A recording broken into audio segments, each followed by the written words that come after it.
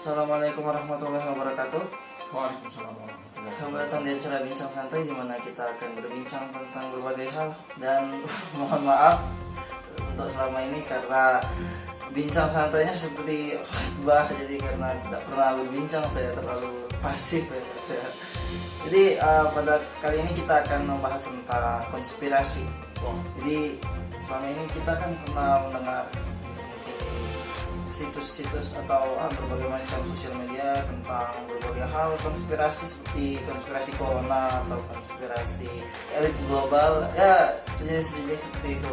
Nah, jadi berdasarkan Wikipedia, teori konspirasi atau persekongkolan adalah teori yang berusaha menjelaskan bahwa penyebab tertinggi dari satu serangkaian peristiwa, pada umumnya peristiwa politik, sosial atau sejarah, adalah suatu rahasia dan seringkali memperdaya direncanakan diam-diam oleh sekelompok rahasia orang-orang atau organisasi yang sangat berkuasa dan berpengaruh.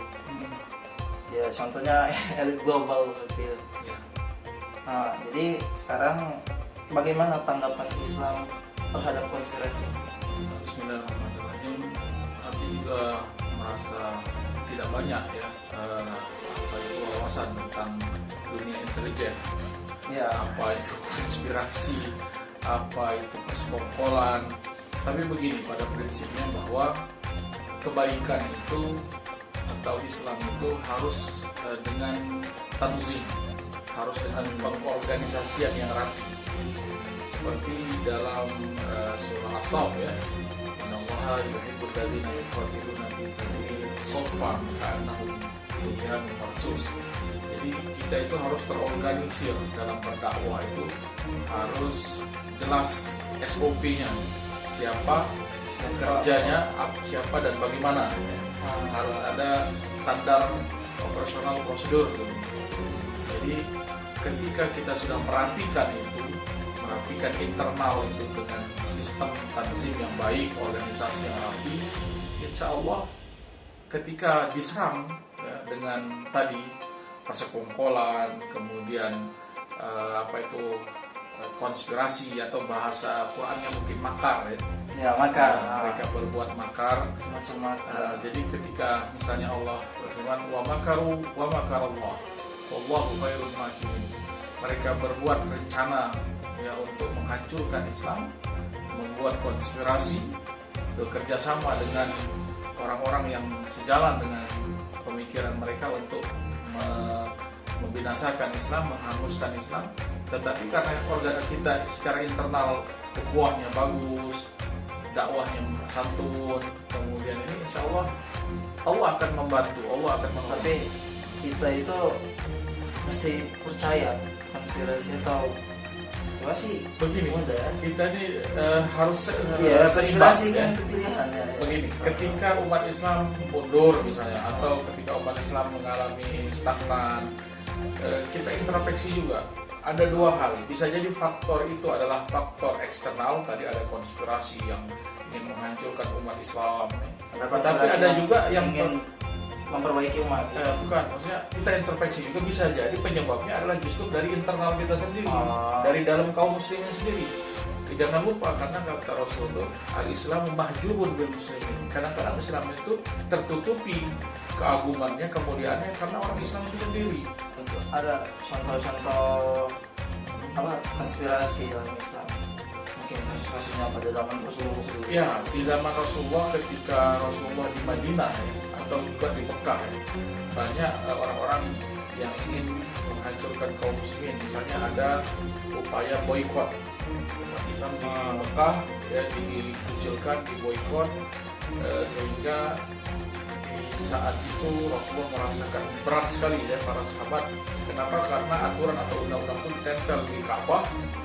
Siapa yang melanggarnya dia akan dikucilkan, sehingga saat itu orang-orang yang ikut dengan Rasulullah itu harus menahan kesulitan hidup sampai mereka harus makan daun-daun, ya, untuk sekedar mengganjal atau menghilangkan rasa lapar, karena diboikot tadi, tidak boleh jual beli, tidak boleh ada hubungan muamalah, kemudian tidak boleh yang lain-lain. Nah, ini konspirasi. Di Madinah juga begitu, ketika Rasulullah berdampingan hidup dengan orang-orang Yahudi, Bani Quraizo, ada Bani Qainuqa, ada Bani Nadir. Nah, mereka berkonspirasi kerjasama dengan orang-orang Arab jahiliyah untuk menyerang Islam. Tapi begini, maksudnya kita juga jangan terlalu berlebihan mencurigai. Ya. Sedikit-sedikit kita menyalahkan elit ya, global, menyalahkan pemerintah, menyalahkan elit global, menyalahkan ya kita tetap waspada. Waspada, kenapa? Karena kita bangun imunitas di ke ukhuwah Islamiyah dan sebagainya. Nah, maka serangan-serangan itu akan bisa diantisipasi. Tapi kalau kita lemah sama seperti tubuh, kenapa virus itu bisa masuk? Karena imunitas diri kita juga lemah. Disitulah dia masuk menyerang kita sehingga kita jatuh sakit. Tapi kalau tubuh kita kuat, imunitas kita kuat, diserang oleh virus, kita akan mengeluarkan antibodi yang baik, ya, sehingga bisa mengalahkan virus itu. Jadi makar itu, kemudian konspirasi itu sudah pasti. Kenapa? Karena al-haq wal batil itu selalu berperang. Iya, berperang. Nah, selalu akan ada dari dulu sampai nanti akhir zaman. Nah, tinggal saja kesiapan dari kita bagaimana menghadapinya. Nah, itu dia. Bagaimana seorang muslim menghadapi konspirasi tersebut? Ya, pertama tadi bahwa ketika sampai di Madinah, yang dilakukan oleh Rasulullah SAW adalah memang membangun akidah yang kuat. Jadi selama 13 tahun di Mekah itu Rasulullah SAW mendoktrin atau mendakwahkan betul-betul tentang tauhid, tentang akidah, ya. Menyerahkan segala urusan, kemudian meminta kepada Allah, kemudian mengikhlaskan niat, semuanya itu. Nah, ketika sampai di Madinah, yang kedua poinnya adalah mempersaudarakan kaum muslimin, muhajirin dan ansor, ya.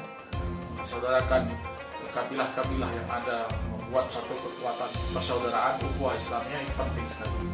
Kemudian tentu yang ketiga, membangun ekonomi.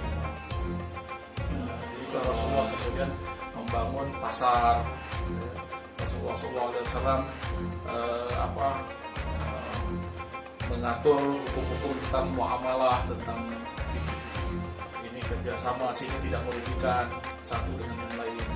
Nah, baru kemudian kita askari, Rasulullah membangun pasukan. Itu adalah turunlah baru setelah itu perintah-perintah jihad. Jadi memang bertahap dia. Nah, sekarang umat Islam yang paling penting sekali menjadi PR umat Islam itu, pertama kalau ada namanya elit global, konspirasi, ya, pertanyaannya kenapa umat Islam tidak bersatu? Masing-masing sibuk dengan urusan sendiri-sendiri. Ya. Kita mudah sekali dipecah belah. Artinya ada hal-hal yang bisa kita sepakati bersama, ya. Bisa kita sepakati bersama. Misalnya tentang masalah dunia Islam kontemporer sekarang ini, ya. Contoh kecil misalnya tentang Palestina. Ya. Nah, ini kan masalah umat Islam seluruh dunia. Artinya ada titik temu, ada hal yang itu menjadi masalah kita bersama, dan itu akan menyatukan umat. Tetapi kalau masing-masing kemudian menganggap itu kan urusan Arab Israel, itu kan urusan Timur Tengah, bukan urusan kita. Nah, inilah yang kemudian kita terpecah-pecah. Sehingga di akhir zaman, sebagaimana kata Rasulullah itu, umat Islam itu seperti seperti makanan yang diserang, ya, oleh orang-orang yang lapar. Jadi yang kita prioritaskan adalah justru internal kaum muslimin sendiri, begitu. Bukan kita tidak ikut campur dengan urusan umat yang lain. Kita sepakat bahwa umat Islam itu adalah seperti satu tubuh, umat Islam. Ya. Jadi dimanapun umat Islam itu berada, mau di Timur Tengah, mau di Indonesia, mau di Thailand, mau di ini, ketika mereka bersyahadat, mereka menghadap kepada kiblat yang satu, mereka menjadikan Al-Quran sebagai pedoman hidup dan menjadikan Rasulullah sebagai nabi akhir zaman, nabi penutup para nabi, maka dia adalah saudara kita. Kita bersama mereka dalam suka maupun duka. Itulah kesatuan umat Islam. Itulah cerminan dari sebetulnya haji. Kayaknya tidak ada haji lah ini. Saya tahu ini kita tidak bisa memberangkatkan jemaah haji. Nanti muncul juga konspirasi haji ini gara-gara elit global juga. Itulah kadang-kadang kita terlalu Melebih-lebihkan suatu konspirasi. berlebih-lebihan. Artinya kita ini, Nah kan kadang-kadang juga ada nih yang mereka ini memperdalami konspirasi, namun salah, gimana ya, nggak bisa dibilang juga salah. Mereka ada data, tapi kevalidan suatu data tersebut ya tidak bisa dipercaya. ya, yang berhak berbicara tentang itu yang punya kompetensi ya, dan memang Bidangnya. domainnya untuk ngomong itu adalah orang-orang yang ahli di bidangnya ya. Jadi ketika berbicara bahwa ini ada konspirasi, ini ya seorang yang memang berkecimpung di bidang itu, seorang ahli intelijen misalnya ini. Dan kita masyarakat tentu jangan mudah terpancing juga dengan Suatu konspirasi. dengan berita-berita wah betul-betul konspirasi, apalagi di masa-masa rawan seperti ini. Masjid ditutup, ibadah di rumah, ini semua konspirasi. Dikit-dikit konspirasi. Iya. Ini virusnya ini tahu-tahu adalah bentuk dari konspirasi. Nah itu kita bukan kemudian menyalahkan, tidak, tetapi kita juga harus waspada, jangan sampai kita terjebak ya. Karena tidak ada ilmu, kita ngomong semau-maunya, padahal apa yang kita omongkan itu nanti akan dipertanggungjawabkan di hadapan Allah. Ya. Mungkin di sini segmen terakhir ada kesimpulan.